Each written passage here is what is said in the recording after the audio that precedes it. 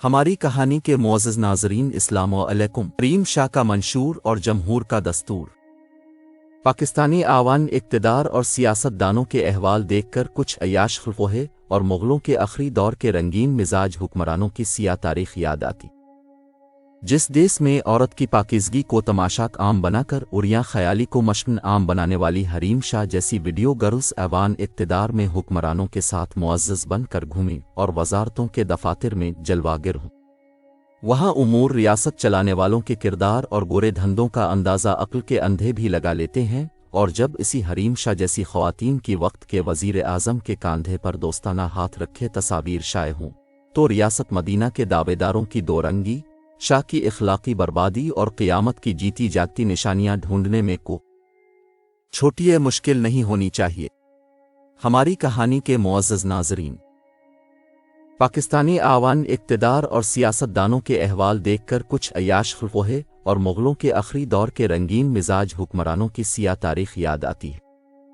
حضرت عمر بن عبدالعزیز کے بعد بنو امیہ کی حکومت نااہل حکمرانوں کی سیاہ کاریوں کی بدولت روبا زوال تھی۔ معاشرتی انحطاط و انتشار سے عاجز عوام سراپا احتجاج تھے۔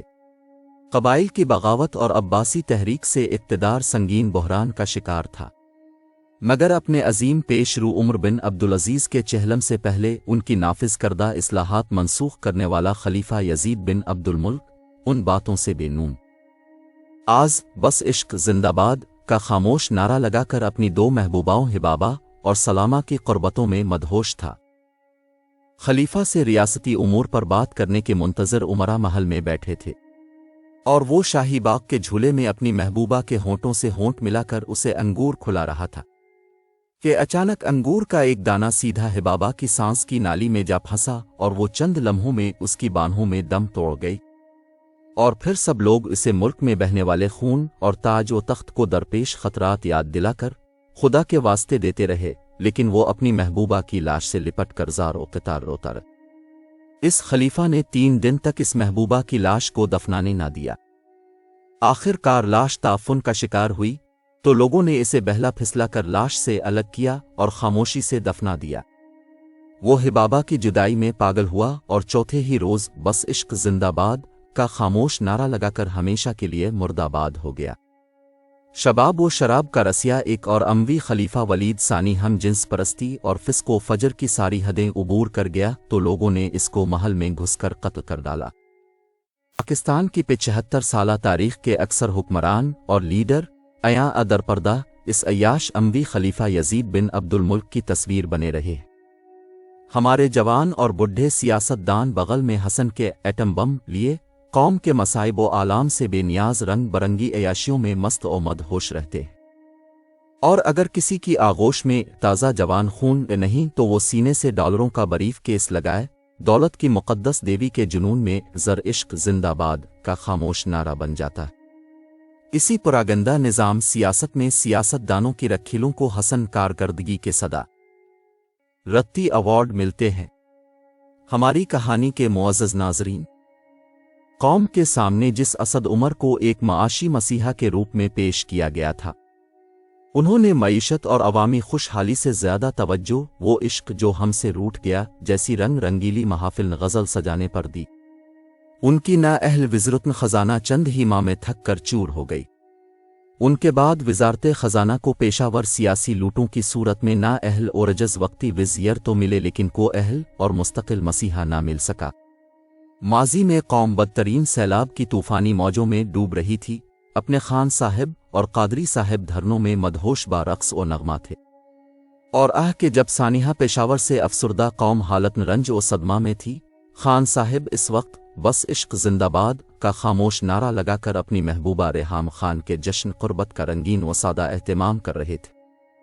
لیکن یاد رہے کہ ہمارے سیاسی کلچر میں تو شہدائے ماڈل ٹاؤن کا احتجاج بھی میوزیکل شوز اور رقص و نغمات کی محافل سجا کر کیا جاتا ہے۔ قوم لوڈ شیڈنگ کے عذاب اندھیروں میں ڈوبی ہو، عوام پیٹرول اور گیس کی بندش مہنگائی پر سراپا احتجاج ہوں، یہاں دو سگی بہنوں عائلہ ملک اور سمیرہ ملک کے اپنے اپنے الگ الگ سیاسی جماعتوں کے محبوب رہنماؤں کے ساتھ رنگین فوٹو سیشن پورے سوشل میڈیا پر گھومتے ہیں۔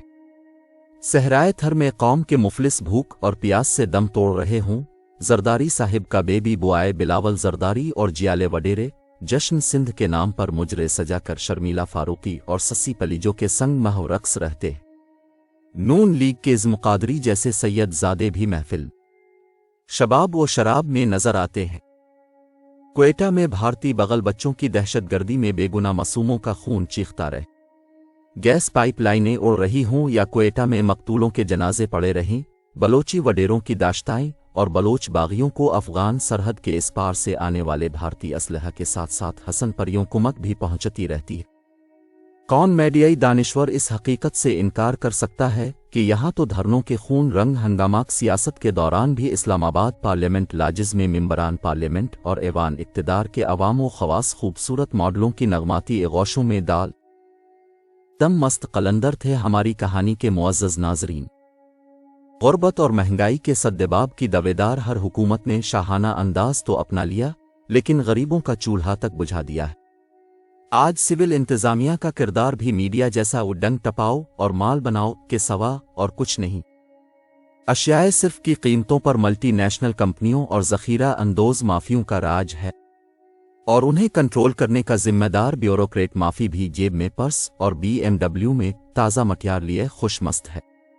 तो क्या हुकूमती कंट्रोल से आज़ाद अफसर शाही के मोनह जोर घोड़े के खिलाफ गज़बनाक ऑपरेशन की जिम्मेदारी भी किसी फौजी जिनर लाम को उठानी होगी? कौन जाने के पहले नून लीग और फिर खान साहिब ने रियासत मदीना का नारा लगाकर बरतानिया में हम जिन्स परस्ती के हक में कैंपेन और वोट देने वाले चौधरी सरवर को गवर्नर पंजाब बरकरार रखकर किया साबित किया था। क्या मगरबी तहजीब के ऐसे अलमबरदारों से रियासत मदीना बनानी थी जो शरन इलाही के खिले बागी हैं? इस रियासत मदीना की दो रंगी का ये आलम है। एंटी मजहब फवाद चौधरी जैसे लोग खान साहिब को सियासी ब्लैकमेल करके अपनी मनपसंद वजारतों का रस निचोड़कर शेर से सवा शेर होते रहे, जबकि हकीकत यही है कि तहरीक इंसाफ के अपने अहल लोगों का वो नज़रअंदाज करके ज़माने का करप्शन कबाड़ खाना और पेशावर लूटे सर पर उठाने वाले खान साहिब हर अहम मकाम पर मिस्टर यूट्रिन से हर माह कभी वजीर और कभी वजारतों के कलमदान बदलने वाले मिस्टर नाकाम बनकर बालाखर हुकूमत गनवा बैठे। हमारी कहानी के मुअज़्ज़ज़ नाज़रीन, मुमकिन है कि कल मायूस अवाम ये नारा लगाने का गुनाह भी कर बैठें कि ऐसी दर्दनाक खसरा जमहूरियत के तसलसल से बेहतर जनरल ज़ियाउल हक जैसा कोई एक ऐसा जर्नल है जो हल्का आरान अमन के लिए ब्रेशम की तरह नर्म और मगर गुस्ताखान रसालत अनासिर, गरीब शिकन करप्ट माफियों और अमन की दुश्मन दहशतगर्द कुव्वतों के लिए फौलादी मोमिन हो। तमाशाक मोहशर मुफलिसा है जारी रहा तो वो वक्त दूर नहीं कि जब दर ओ दीवार पे लिखा जाएगा, खुदारा कोई मार्शल ला लगा दो। कोई लिखे या ना लिखे, मैं तो लिखूंगा कि लिखा है दश्त के माथे पे मेरा नाम अभी। जवां है मुंसिफों का शौक न कत्लन आम अभी। तमाशा हश्र का दरवेश उरूज पर है मगर है ना तमाम मरीज़िद का इख्तिताम अभी। नाजरीन, अगर हमारी कहानी पसंद आई है तो प्लीज़ हमारे चैनल को सब्सक्राइब ज़रूर करें ताकि ऐसी सच्ची कहानियों के साथ दोबारा आपके खिदमत में हाजिर रहूंगा। शुक्रिया।